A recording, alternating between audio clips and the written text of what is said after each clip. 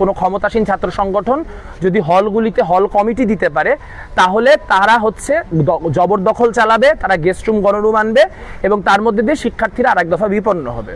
যদিও এই ট্রমাটিকে আমরা সম্মান করি, কিন্তু এটি যে প্রক্রিয়ায় সমাধান করা হয়েছে তা কোনো গঠনমূলক সমাধান নয়। প্রথমত এটি ৭৩-এর যে অধ্যাদেশ, সেই ৭৩-এর অধ্যাদেশের সাথে সাংঘর্ষিক, যার ফলে যদি কোনো শিক্ষার্থী কোনো একটি রিট করে তাহলে সেই রিটের মধ্য দিয়ে অনায়াসে এই সিদ্ধান্ত খারিজ হয়ে যাওয়া সম্ভব। দ্বিতীয়ত, যদি আমরা ধরেও নেই যে এই রিটের মধ্য দিয়ে এটি খারিজ হলো না, তাহলে ধরা যাক ছাত্রদল এখন ক্ষমতায় নেই, ৬ মাস পরে জাতীয় নির্বাচন হলো এবং সেই জাতীয় নির্বাচনে বিএনপি জিতে গেল। যদি তা হয় তাহলে ছাত্রদল তো বিশ্ববিদ্যালয়ে রাজনীতি করার পারমিশন তাদের আছে, তাহলে বিশ্ববিদ্যালয়ের যেই ছাত্রদলের নেতাকর্মীরা তারা তো বিভিন্ন হলেরই আবাসিক হবেন, তাহলে সেই আবাসিক হলগুলিতে থাকা অবস্থায় তাদের কমিটি না থাকলেও তারা তো সেই একই জবরদখল সবই করতে পারবেন, কারণ বিশ্ববিদ্যালয়ে তাদের রাজনীতি করার অধিকার থাকছে। এবং আমরা যদি হাইপোথেটিক্যালি ধরে নিই যে তাদের মাদার পার্টি রাষ্ট্র ক্ষমতায় আছেন, তখন হল কমিটি থাকা বা না থাকাতে তাদের জবরদখল নিশ্চিত করার ক্ষেত্রে কিন্তু কোনো পার্থক্য হবে না। বরং মাঝখান দিয়ে যেটি হলো যে এই মুহূর্তে আমাদের পক্ষে সম্ভব ছিল একটা ক্যাম্পাস চার্টার তৈরির মধ্য দিয়ে হলগুলিতে এবং ফ্যাকাল্টিগুলিতে রাজনীতি কি ফরম্যাটে থাকবে, রাজনীতি কিভাবে নিয়ন্ত্রিত হবে তার একটি রূপরেখা নিশ্চিত করা, কিভাবে যে আবাসন সেই আবাসন সম্পূর্ণরূপে প্রশাসনের হাতে থাকে এবং তা যেন কোনোভাবেই কোনো দলীয় ছাত্র সংগঠনের হাতে না যায় তা নিশ্চিত করার একটা মেকানিজম তৈরি করা। কিন্তু তা না করে আমরা একটা জনতুষ্টিবাদী কর্মকাণ্ডের মধ্যে গেলাম এবং যার মধ্যে দিয়ে একটি স্ববিরোধী সিদ্ধান্ত পাশ করা হলো। তারা ১৭ জুলাইয়ের কথা বলছেন যে ১৭ জুলাইয়ের ৯ দফার হিসাব অনুযায়ী করা হবে। তা ৯ দফার হিসাব অনুযায়ী যদি করা হয় তাহলে তো ছাত্র রাজনীতি বিশ্ববিদ্যালয়ে নিষিদ্ধ। তাহলে আপনি যে হলে নিষিদ্ধ করতেছেন তাহলে বিশ্ববিদ্যালয় কমিটিগুলো বিলুপ্ত করে দেন, আমাদের বিশ্ববিদ্যালয় কমিটি তুলে দেন, কারণ তাহলে তো সেটা সাংঘর্ষিক। কারণ আমার যদি বিশ্ববিদ্যালয় কমিটি থাকে তাহলে আমার বিশ্ববিদ্যালয় কমিটিটা যদি একটা জেলা পর্যায়ের শাখা হয় তাহলে অবশ্যই তার ইউনিট বা শাখা ইউনিটগুলি হবে হচ্ছে হল এবং ফ্যাকাল্টি।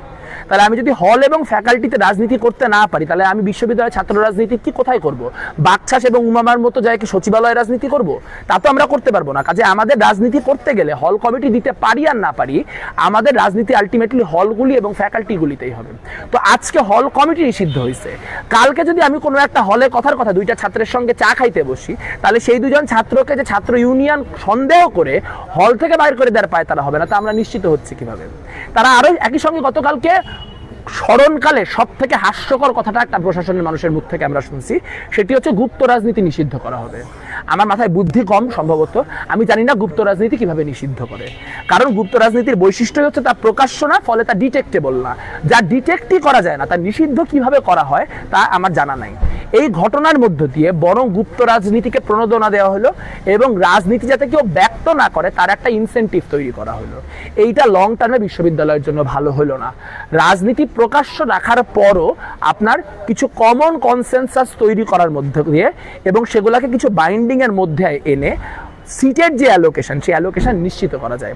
মূল মুশকিলটা তো এটাই যে আমাদের যথেষ্ট পরিমাণ সিট নাই। যদি যথেষ্ট পরিমাণ সিট থাকতো তাহলে সিটের জন্য কাউকে রাজনীতি করতে হতো না, তাই তো বিষয়টা। তাহলে আপনি সিটের সংখ্যা বাড়ানোর দাবি না করে কেন রাজনীতি নিষিদ্ধের দাবি করতেছেন? তো এইটা সলভ করার সবচেয়ে সহজ মেকানিজম হচ্ছে আপনি হলের সিট সংখ্যা বৃদ্ধি করেন এবং আপনি প্রথম বর্ষকে অগ্রাধিকার ভিত্তিতে সিট নিশ্চিত করেন। কিন্তু তা না করে আমরা যে রাজনীতি করলাম গত ২৪ ঘন্টায়, রাজনীতি বিমুখতার যে রাজনীতি করা হলো পুরাটা একটা রঙ্গমঞ্চে পরিণত হয়েছে।